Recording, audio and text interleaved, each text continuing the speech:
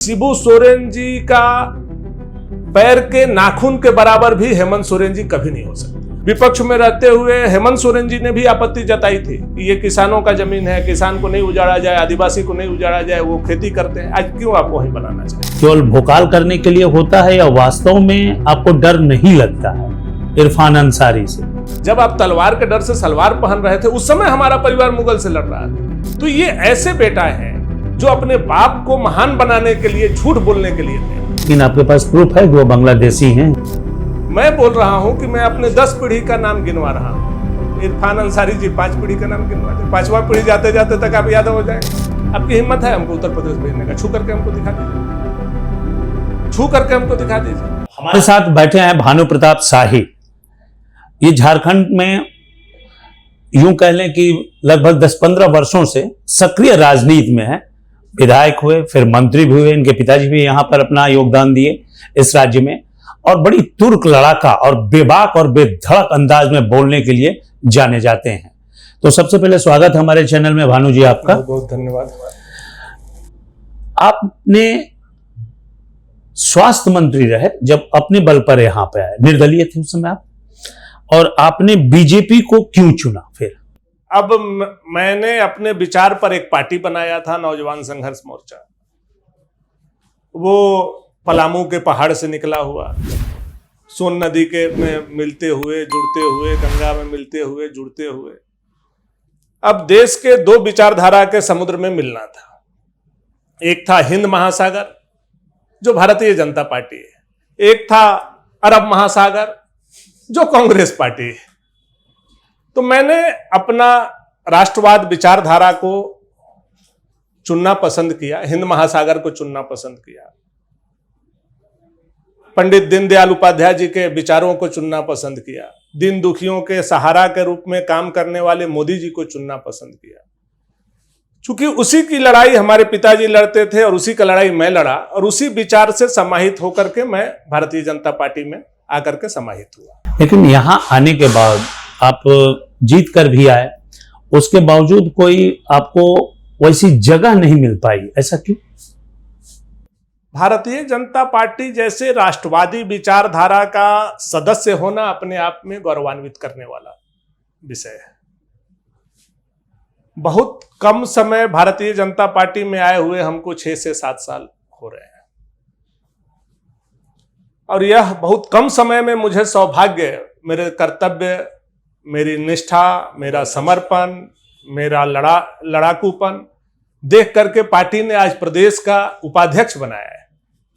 ये इसके लिए मैं पार्टी का आभार प्रकट करता हूं, केंद्रीय नेतृत्व का आभार प्रकट करता हूं। और क्या चाहिए आदमी को?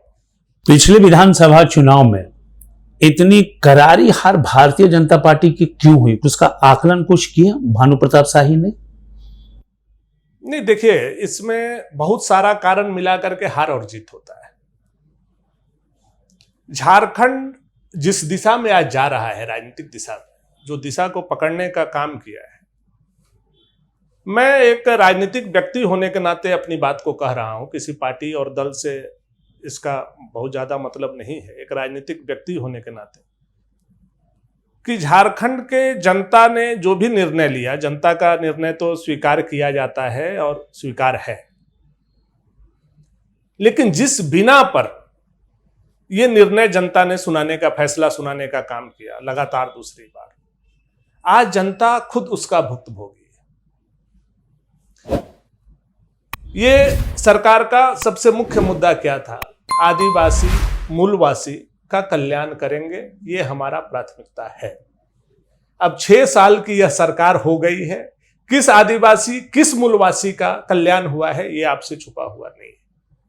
आदिवासी मूलवासी को यहां नौकरी देंगे, किस आदिवासी मूलवासी को नौकरी मिल रहा है यह झारखंड के जनता, झारखंड के स्टूडेंट समझ रहे हैं। आज भी अब छोटी छोटी बहालियों में आप देख रहे होंगे कि रांची यूनिवर्सिटी का 33 प्रोफेसर की बहाली हुई थी, असिस्टेंट प्रोफेसर का। मैंने उस विषय को चुनाव हारने के बाद उठाया था। 33 में 32 लोग झारखंड से बाहर के थे, जिसमें 31 लोग उत्तर प्रदेश, दिल्ली, तमिलनाडु, कर्नाटका, हरियाणा, पंजाब, गुजरात के लोग यहां आ गए थे। मैंने अगर वह विषय नहीं उठाता तो शायद वो 33 लोगों की बहाली आज यहाँ हो गई होती। झारखंड बनने का उद्देश्य क्या है? झारखंड मुक्ति मोर्चा का मैनिफेस्टो क्या है?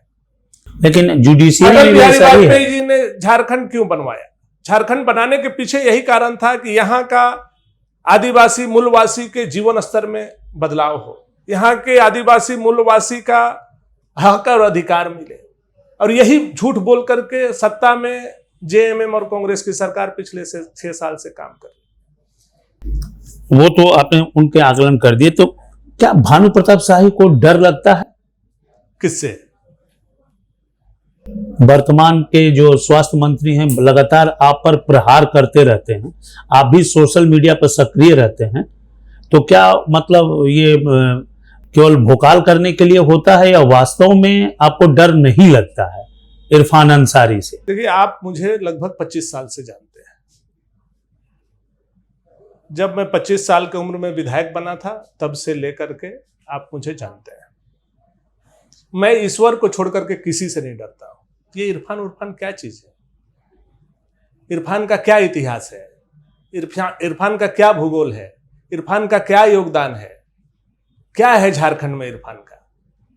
आज केवल इसलिए इरफान है चूंकि आपका कांग्रेस के नेता फुरकान नहीं, ये जो स्पीकर हुआ करते थे, जेल के सलाखों के पीछे हैं, उनके चलते इरफान का आज वैल्यू कांग्रेस ने बढ़ा करके रखा है। नहीं तो ये इनका कोई योगदान नहीं है, कोई कंट्रीब्यूशन झारखंड में नहीं है। तो इतना बड़बोलापन क्यों? आप उनका परसों का बयान सुन लीजिए। उन्होंने कहा कि मेरे पिताजी ने शिबू सोरेन के साथ लड़ करके झारखंड लिया है। मैं पूरे 2 दिन से बिहार विधानसभा का हर प्रोसीडिंग को उलट दिया, चूंकि मेरे कई लोग बिहार विधानसभा में हैं, कि फुरकान अंसारी जी ने कभी झारखंड अलग बनाने का प्रस्ताव रखा क्या? समर्थन किया क्या? झारखंड के आंदोलन के विषय को कभी उठाया क्या? एक भी स्थान पर फुरकान अंसारी जी का वक्तव्य झारखंड के पक्ष में नहीं है। तो ये ऐसे बेटा है जो अपने बाप को महान बनाने के लिए झूठ बोलने के लिए तैयार है। और हम वैसे बेटा हैं जो मेरे पिताजी झारखंड आंदोलन में जब आर्थिक नाकेबंदी थी 3 महीना तक जेल के सलाखों के पीछे थे। हाँ, ये तो मालूम है। और 69 में या 79 में वही मैं बोल रहा हूँ। आप हमको बोल विधायक बने थे, वो उत्तर प्रदेश के रहने वाले हैं, हमारे बारे में इस तरह का टिप्पणी करते हैं। मेरे बारे में उनको जानकारी नहीं है, हम किस परिवार के हैं, किस खानदान के हैं। मैं उस समय का हूं जब मुगल का जब आक्रमण हुआ था, तो इस छोटा नागपुर में या बिहार के तराई इलाका में मुगलों के खिलाफ अगर कोई खड़ा था तो खरवार राजा रोहतास का और मेरा परिवार सोनपुरा महाराज, यही 2 लोग हम लोग लड़ाई लड़े थे। ये मेरा पुराना इतिहास है। आज भी वह गांव हमारा झारखंड में है, 1000 साल से पुराना हमारा इतिहास है। आप हमको बोलते हैं कि हम उत्तर प्रदेश से हैं, बहुत कम उनको जानकारी है। दूसरी चीज, मुगलों की तरफ से इरफान थे क्या? उन्हीं का तो परिवार होगा था। जब ये तलवार के डर से सलवार पहन रहे थे तब हम लोग मुगल से लड़ रहे थे। जब आप तलवार के डर से सलवार पहन रहे थे उस समय हमारा परिवार मुगल से लड़ रहा था। राजनीति में आइए, जब मेरे पिताजी 1969 में विधायक थे तब आपका पिताजी लुंगी पहन रहे थे, पहनने बांधने सीख रहे होंगे। जब मैं 2007 में मंत्री था तो आप गुल्ली डंडा खेल रहे होंगे। तो आप कैसे इस बात को बोलते? तो क्यों बोलते हैं बीजेपी के ऑफिस जला देंगे, तो ये कर देंगे? का इस तरह का बयान, एक तो पार्टी को भी आप कटघरे में खड़ा कर रहे हैं, दूसरा समाज में आप विद्वेष फैलाने का काम कर रहे हैं। आपकी हिम्मत है हमको उत्तर प्रदेश भेजने का? छू करके हमको दिखा दीजिए, छू करके हमको दिखा दीजिए। आप बोलते हैं पार्टी का ऑफिस जला देंगे, पार्टी का झंडा छू करके दिखा दीजिए। लेकिन वो सरकार में मंत्री इस बात का ख्याल रखे। क्या हो जाएगा? मंत्री हैं तो आप हमको डरवा दीजिएगा। मंत्री होने का मतलब क्या है? हुकूमत जताना। आप जमींदार हो गए हैं, अब तुगलकी फरमान झारखंड में जारी कीजिएगा, हम लोग बर्दाश्त करेंगे। इरफान जी का कोई बिसात झारखंड में नहीं है। यह समीकरण के आधार पर बने हुए हैं, मुस्लिम कोटा से बने हुए हैं, और इसलिए बने हुए हैं चूंकि क्या नाम है उनका, बार बार हम भूल जा रहे हैं, जो स्पीकर थे पाकुड़ वाले। हाँ, पाकुड़ वाले जो विधायक थे वो जेल में है, इसलिए वो आज के डेट में बाहर होते। तो ये आदमी क्या करता है? ये झारखंड ये कांग्रेस के कार्यालय में झाड़ू लगाता है यार। तो ये किस्मत का बात है। आप काम कीजिए, अच्छी बात है। आप टीका टिप्पणी किसी के बाप दादा पर, किसी के परिवार पर, किसी के खानदान पर, किसी के भाषा पर बोलता है हम भोजपुरी बोलते हैं। अरे भाई, पूरा पलामू और गढ़वा भोजपुरी बोलता है तो आप उसको क्या बना दोगे? हम खोटा नहीं बोल पाते हैं, हम मगही भोजपुरी का मिक्स पलमुआ भाषा बोलते हैं, तो इसमें बोलते हो कि नहीं यहाँ का भाषा ये नहीं है, यहाँ का भाषा उड़िया है क्या, यहाँ का भाषा बंगाली है क्या, यहाँ का भाषा उर्दू है क्या? जब मैं सवाल खड़ा करूंगा तो कैसे हो? अरे हम तराई इलाका के लोग हैं, हम लोग बॉर्डर पर के लोग हैं, झारखंड अलग हुआ, हम झारखंड में है, बिहार का बोली चाली भाषा हम लोगों से मिलता जुलता है, तो ये स्वाभाविक बात है। तो आप हमको बिहारी बोल दोगे, हमको उत्तर प्रदेश बॉर्डर पर हमारा घर है तो उत्तर प्रदेश के लोग बोल दोगे, तो आपको हम बांग्लादेशी बोलेंगे तो क्या दिक्कत है, आपको पाकिस्तानी बोलेंगे तो क्या दिक्कत है? दिक्कत तो नहीं है, लेकिन आपके पास प्रूफ है कि वो बांग्लादेशी हैं। इस्लाम धर्म का स्थापना कब हुआ, सनातन धर्म का स्थापना कब हुआ? इनके पिताजी, छोड़ दीजिए उतना पुराना बात में जाइएगा तो बहुत गहराई तक बातचीत लंबा हो चलेगी। इनके पिताजी ने खुद कबूल किया कि हम लोग पहले यादव थे, बाद में हम लोग अंसारी बने। ये फुरकान चचा का बयान है, मेरा बयान नहीं। फुरकान अंसारी पहले यादव थे, बाद में कन्वर्ट होकर के मुसलमान बने हैं। ये फुरकान चचा का बयान है। तो उन्हीं के पुत्र इरफान अंसारी थे, ये भी पहले यादव ही होंगे पूर्व में। बिल्कुल, मैं बोल रहा हूं कि मैं अपने 10 पीढ़ी का नाम गिनवा रहा हूं। इरफान अंसारी जी 5 पीढ़ी का नाम गिनवा दे, 5वां पीढ़ी जाते जाते तक आप यादव हो जाएंगे। ये अच्छी बात कही आपने।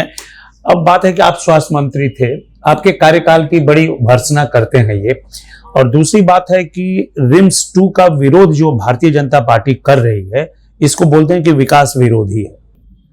नहीं, भारतीय जनता पार्टी रिम्स 2 का विरोध नहीं कर रही है, रिम्स 2 बने। और ये भी कह रहे हैं, एक चीज और जोड़ रहा हूं कि इसमें बहुत सारे एम्स और आईआईटी खोलने जा रहे हैं हम लोग, सारी उपलब्धि वो अपनी सरकार की और अपनी गिनवा रहे हैं। नहीं, देखिए 2 बातें हैं। रिम्स 2 बने, भारतीय जनता पार्टी का उस पर सपोर्ट है। कई जगह सरकार है, कई जगह जमीन उपलब्ध हो सकता है। किसानों के, आदिवासियों के जमीन में ही क्यों बने, और उसी जमीन में क्यों बने जिस जमीन पर कभी विपक्ष में रहते हुए हेमंत सोरेन जी ने भी आपत्ति जताई थी कि ये किसानों का जमीन है, किसान को नहीं उजाड़ा जाए, आदिवासी को नहीं उजाड़ा जाए, वो खेती करते हैं। आज क्यों आप वहीं बनाना चाहते हैं? कहीं और बना लीजिए।